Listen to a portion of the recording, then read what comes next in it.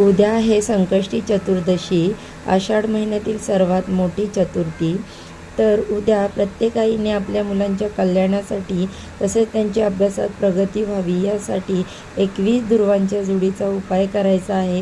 तर यासाठी तुमच्या घराजवळच असलेल्या गणपती मंदिरात जाऊन तुम्हाला दुर्वांची जुडी हातामध्ये घ्यायची आहे. ती सर्वात प्रथम अभिमंत्रित करायची आहे. अभिमंत्रित करताना तुम्हाला ओम गण गणपतेय नमः असा 108 वेळा मंत्र जप करायचा आहे आणि ती दुर्वांची जुडी मनोभावे गणपती बाप्पांच्या चरणावर अर्पण करून आपल्या मनातील इच्छा बाप्पांना सांगायची आहे आणि आपल्या मुलांच्या अभ्यासात प्रगती व्हावी, त्यांच्या मार्गात येणारे सर्व अडथळे दूर व्हावे यासाठी बाप्पांना विनंती करायची आहे आणि त्यांचे आशीर्वाद घ्यायचे आहेत. गणपती बाप्पा हे बुद्धीचे अधिपती आहेत, तसेच सर्वांचे संकट दूर करणारे विघ्नहर्ता आहेत. चला तर मग बोला गणपती बाप्पा मोरया.